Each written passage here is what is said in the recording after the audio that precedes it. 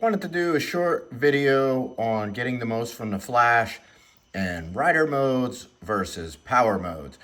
Whenever a bike has both rider modes and power modes, people get confused. It's a difference. And they'll ask me questions like, how does this affect rain mode, or how does this affect street mode? And the flash changes the power modes, which we can adjust from this screen here. Power mode 1, power mode 2. So your joystick over here, that's enter and up and down, so that's how we're going to change these things. So if we go over to the rider mode, you can see we have sport, and sport defaults to power mode 2, traction control 3, slide control 2, lift control 2, street, the power mode 3, blah, blah, blah, rain, blah, blah, blah. Custom, hey, this is the one I like. So when you're riding the bike, what I recommend doing, especially at least initially when you get the flash, to figure out what power mode you like the most, is to leave that highlighted. And if you leave power mode highlighted, anytime you close the throttle, you can use the joystick on the left to toggle through the different power modes. Personally, for me on the street, traction control is always at 1, slide control is always at 1, lift control is always at 1. There are 2 different engine braking settings with my flash. Basically, above 8,000 RPMs, EBM2 will give you a little bit less engine braking than EBM1. See which one you like, and you can leave it there and then try the different modes. So stock, I felt like all the modes were way too close. Now after the flash, power mode 1 will be a little aggressive, great for the street, and power modes 2, 3, and 4 all make full power at full throttle. They're just a little one, each one's a little less aggressive. Power mode 2 is more aggressive than 3, which is more aggressive than 4. So the way I picture it in my head is that power mode 1 will be your street throttle mapping. Power mode 2, 3, or 4 will be your track throttle mapping, where it's more subtle, the differences. And then you can use the traction control, slide control, and lift control how you want. So hope that clears things up for some of you and helps you get more from the flash. So let's take a closer look at the stock file for the Yamaha R9. This is the USA, Canada model, 2526. We can see that over here. And let's take a look at some of these, where they're set stock, and some of the things that I did with my flash that I think really improved the bike. So I did do a deep dive, but we'll go through this real quick. So other settings are just like fan temperatures, idle speed. We just have a checkbox for disable on the top speed limiter, which we do. Disable closed loop. Turns off the O2 sensor and allows me to better control the fueling. The O2 sensor is purely an emissions device. If you think it's there to help things, then I have another video you should take a look at. We're going to disable fuel cut. A lot of people give fuel cut a lot of credit and a lot of blame. Fuel cut only comes in when the throttle is fully closed. What you feel when you're just rolling off a little bit and the bike falls on its face too much, that is actually from lean fueling and fixed from the flash.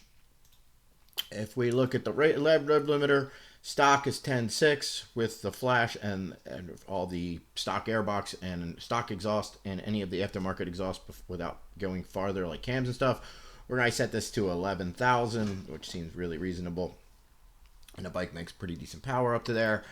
And then, of course, I'm going to adjust the fuel mapping and the ignition mapping. And then we'll look at these other maps, and I'll show you why I adjust some of these. So the first of the other maps we're going to look at is the electronic throttle valve map. This is your throttle maps. This is in mode 1, gear 0. Let's look at it in any gear. Let's pick gear 2, because gear 2 is horrible. So let's not look at gear 2. Let's look at one of the normal gears, and I'll show you what one of the things I really don't like. So what I want you to do is look all in this area here. So this is if we're turning the throttle just a little bit. So this is if we have our wrist 2.3. This is if we have it 8.2%, 11%, 12%. And then these are the RPMs that we're at over here, and this is what you actually get. So if we have our wrist turn 12%, at 6,000 RPMs, we get 7.5% throttle. So let's look at how little these change when I go through the mode. So let's go to mode 2. Look at that. Like nothing changed till out here. Let's go to mode 3. Oh, look, still, I mean, like nothing changed. Mode 4. More of the same. It's just ridiculous to me that through the first like 14% of the throttle, it's basically the same thing. I don't understand why having different modes and do that. So with the flash, I've come up with 4 throttle maps. Mode 1 is aggressive and really fun, great for the street riding. It still allows for really pretty easy throttle control, but not as easy as mode 2, 3, and 4 do.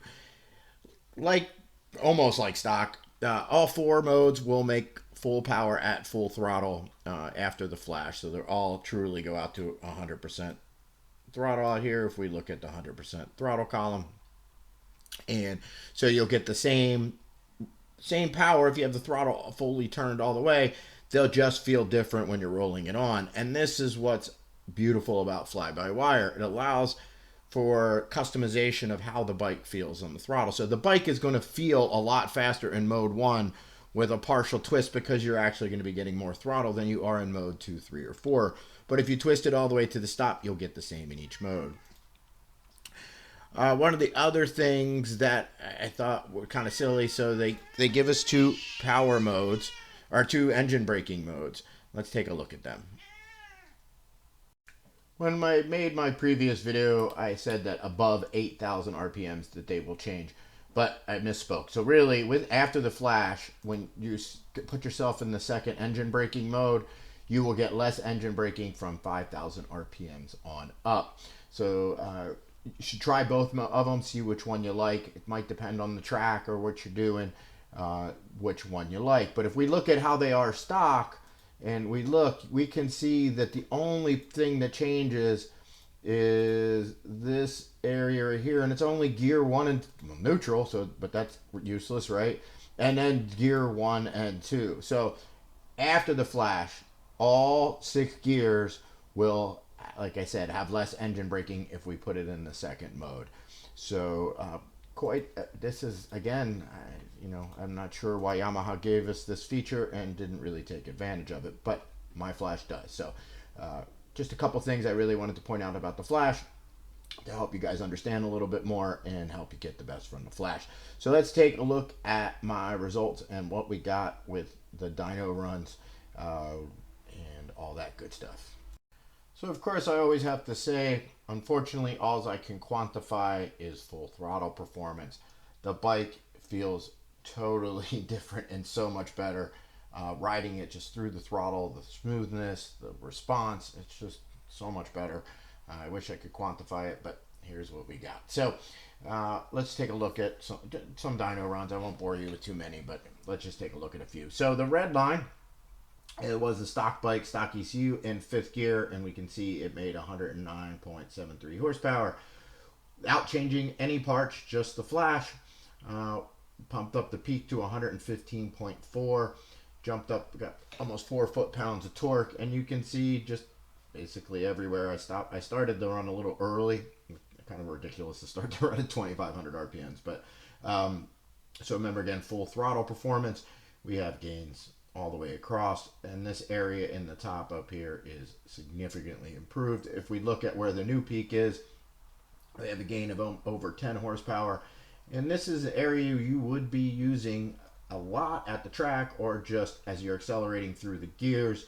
With this revving out to 11,000 RPMs, we could shift just a little bit before that, and we can just ride these nice gains. So let's take a look at, if we just look at the torque and how that improved. Same as before, the red line is the stock bike with the stock ECU. The blue line is the stock bike with the only change is my flash. And seems like a weird place to put the cursor, but the reason I wanted to do this is between the two peaks, I'm not sure exactly which one is the almost 69 foot-pounds of torque. They're both damn close to the same. But basically, from about 6,800 to about 7,400, the lowest the peak gets is basically 67 pound-feet of torque, so that's a nice large swath that come off a corner end and really have good grunt off the corner. So yeah, figured that was pretty useful and interesting. And this is the comparison that really, it's a bit upsetting, honestly, how bad second gear is stock. If second gear wasn't like this, you could almost live with the stock programming.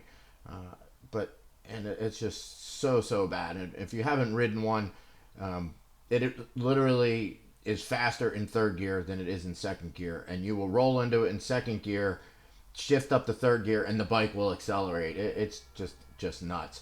So if we just looked at peak numbers, we'd go, oh, we gained 6 horsepower. Cool, right? But no. If we really look at this, so it's kind of confusing because they're close to each other, but right here at 5,500 RPMs, right in the meat of where we ride all the time, we have where we went from 39 horsepower to 62 horsepower. So over 23 horse, almost 23 horsepower change, almost 20, I don't know what that percentage is, but like 60-70% gain. That's crazy. The torque went from 37 to 59, again, like 50% more torque. Huge gains, and this is so noticeable every time you twist the wrist in second gear. It's just a completely different bike, as you can imagine. Next, real quick, just want to show the bike in each gear. I actually almost popped 116 run in 6th gear, but I didn't think that was fair to compare to the old one because the other one was in 5th gear, and a lot of times bikes will pop a higher number in 6th gear just because of the gear ratio. But you can see how tight it is through 3rd through 6th gear, how nice these curves all look together, and then of course 2nd gear. And again, this is normal. When you have that really short gearing, it just doesn't build the power as much as it does in some of these taller gears. Tried to get it to run in one, it just was spinning and hopping and couldn't get a clean run. So, but you can see how much improved and how close and consistent all these gears are now. And the last run that we'll take a look at is just for informational. I changed the bottom scale. Instead of RPM, it is now speed. I ran it all the way out in 6th gear to see where the rev limiter kicked in. And at 11,000 RPMs, we get 161 miles an hour. So if you could pull redline in top gear, that's what your top speed would be. So much improved over the 145 where the stock rev speed limiter kicks in. So that's much improved. So thanks guys for watching. If you're still here, you've hung around for a while, I do appreciate it. Head on over to Vcyclenut.com for the very best in your flashing and performance motorcycle needs. Link will be in the description. I will continue to test more exhaust and stuff as I can, and will be posting up my results. Thanks guys. Take care.